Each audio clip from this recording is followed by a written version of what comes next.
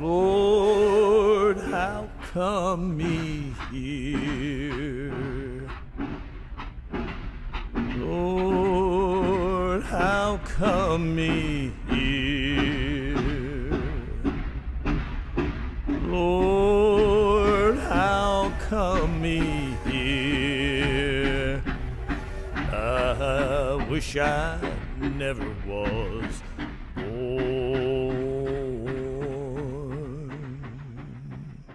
Before freedom had laws to protect it, it had neighbors willing to risk everything to help those seeking it.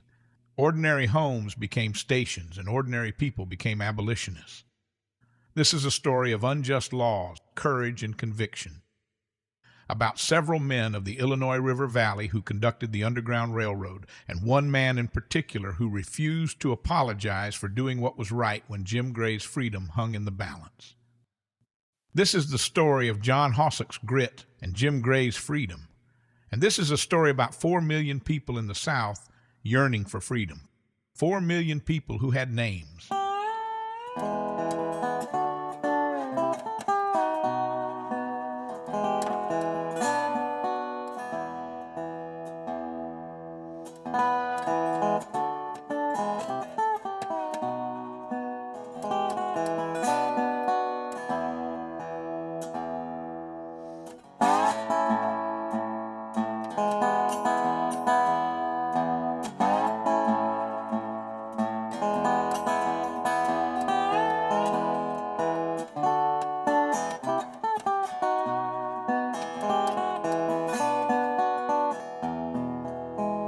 All those individuals like John Hossack and those who represented the humanness of human beings.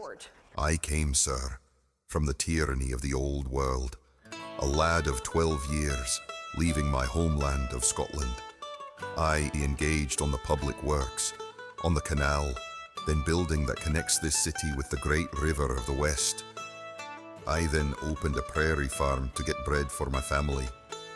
And I am one of the men who have made Chicago what it is today, having shipped some of the first grain that was exported from this city. I am, sir, one of the pioneers of Illinois.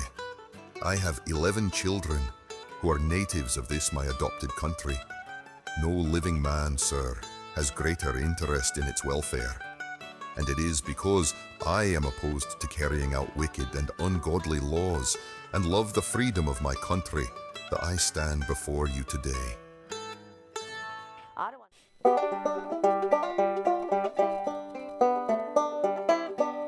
Berkeley Lisbon was his name. He was a free black man who lived in Ottawa. Berkeley worked on the Dickerson farm primarily, but he was mostly known for playing his banjo on the street corners in Ottawa. He decided to go west with an Aaron Daniels seeking gold. When they got into Missouri, he couldn't produce his papers to prove that he was free, and Daniels abandoned him in Missouri. Berkeley was whipped and beaten severely, sold for $1,045 to pay for his jail expenses, and put on a steamboat headed south. Somewhere near Memphis, he was able to swim to shore. Under the cover of night, Berkeley made the long journey from southwestern Tennessee back to Ottawa. What is significant about Berkeley's story is that it happened just shortly before Jim Gray arrived in town. Berkeley was well liked here, and the fact that one of their citizens had been treated so poorly and sold into slavery really riled up Ottawa's abolitionists. The pump had been primed for Jim Gray's arrival just a few days later. Hossack got word from Under the Constitution of this state, slavery cannot exist. And a master who brings his slave into the state, that moment he becomes a free man. And if he goes out from his master in this state, it is not an escape from slavery, but as a man is free to go.